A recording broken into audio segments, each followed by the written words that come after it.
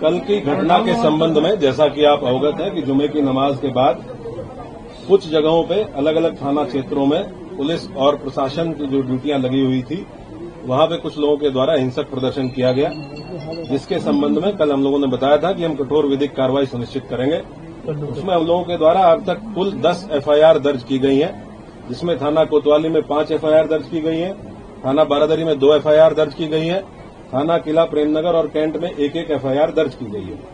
इन दर्ज एफआईआरों में आज हम लोगों के द्वारा कुल 8 अपराधियों को जो इस घटना में शामिल थे, 8 अभियुक्तों को गिरफ्तार करके जेल भेजा गया है।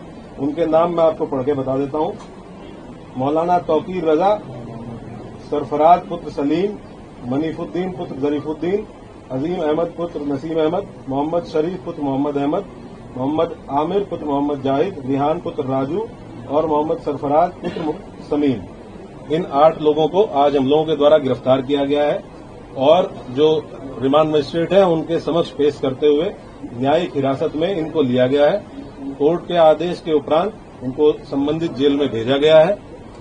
टोटल जो 10 एफआईआर दर्ज हुई है उसमें जो प्रमुख एफआईआर है थाना कोतवाली की, इसके बारे में मैं आपको बता देता हूं। एफआईआर नंबर 489/25, जिसमें भारतीय न्याय संहिता की धारा 109(1), 109(2), 118(2), 121(2), 189(5), 191(2), 195(1), 196(1), 196(2), धारा 223, 310(2), 324(5), 324(6), 61(2), धारा 62, आपराधिक कानून संशोधन अधिनियम धारा 7, सार्वजनिक संपत्ति नुकसान निवारण अधिनियम धारा 3 और सार्वजनिक संपत्ति नुकसान निवारण अधिनियम धारा 4।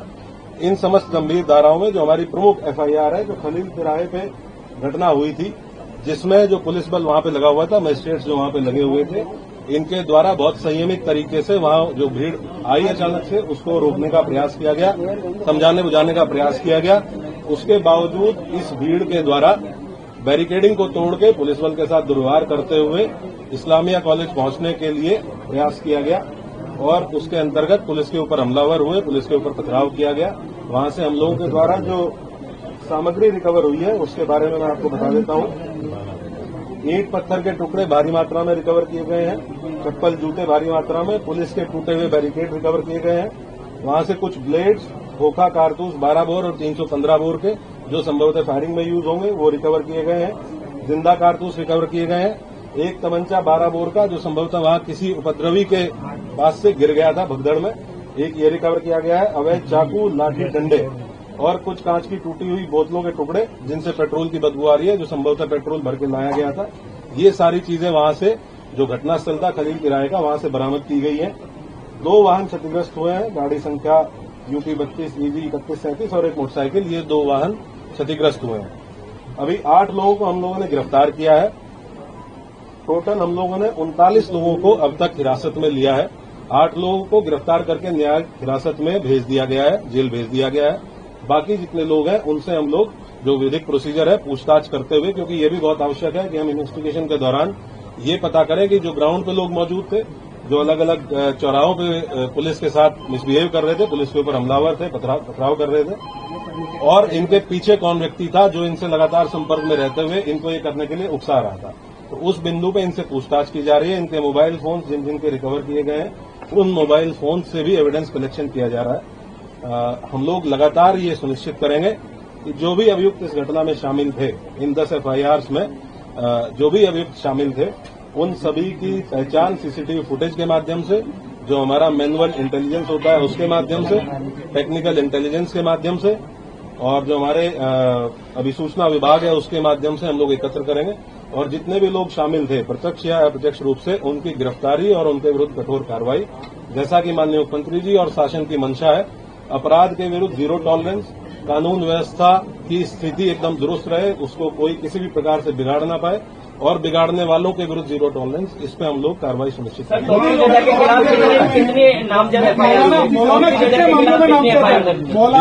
तौकीर रजा के खिलाफ कितनी एफआईआर? टोटल अभी तक 7 एफआईआर हैं, जिनमें मौलाना तौकीर रजा का नाम प्रकाश में आया है और हम लोग ये इन्वेस्टिगेशन में भी इसको पार्ट बनाएंगे कि जो लोग जिन लोगों ने पहले दिन लेटर लिख के दिया था और ये आश्वासन दिया था कि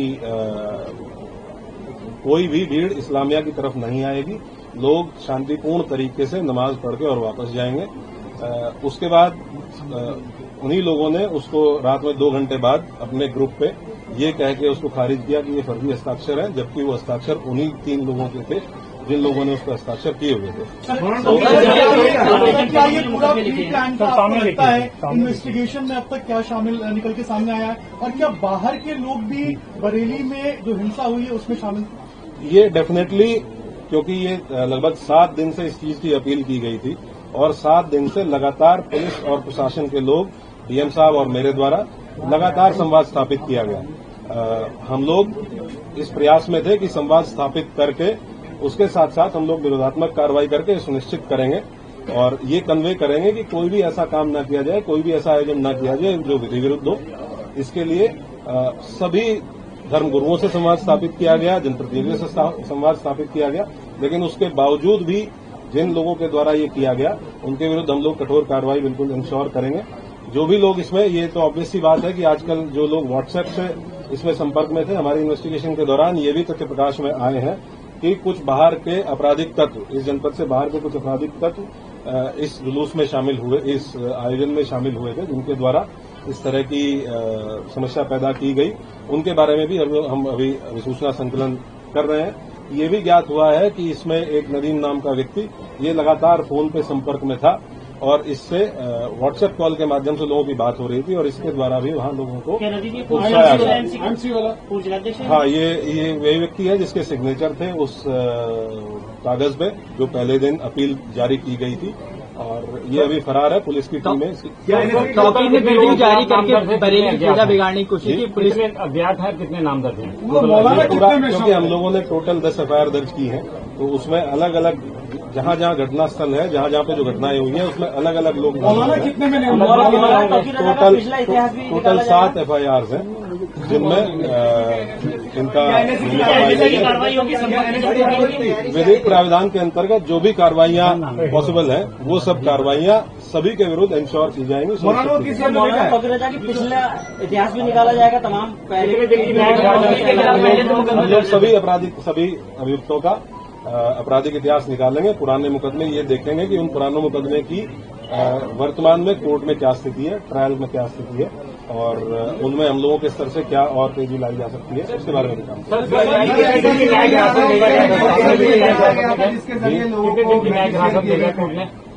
मौलाना को कोर्ट नॉर्मली जब भी कोर्ट के समक्ष पेश किया जाता है तो 14 दिन की न्यायिक हिरासत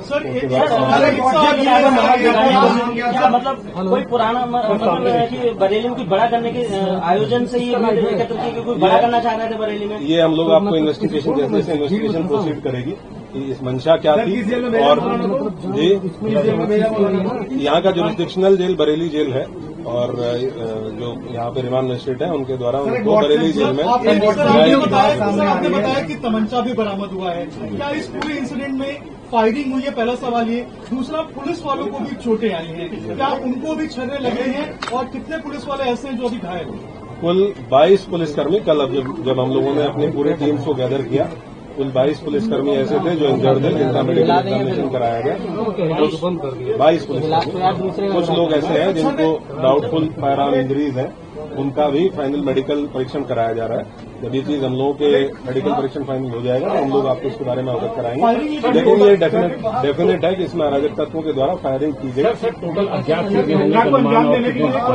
अलग अलग घटना स्थल पे अलग अलग थे, कुछ जगह पे 200-250 लोग अज्ञात में थे, कुछ जगह पे 300-350 लोगों की मांगने के लिए लगभग 2,5-3 हजार लोग ऐसे हैं जो अज्ञात में अलग अलग घटना स्थलों पे, जिनको हम लोग अभी चिन्हित करने का प्रयास करेंगे। टोटल 22 पुलिसकर्मी घायल हैं जिनका हम लोगों ने मेडिकल पूरे घटना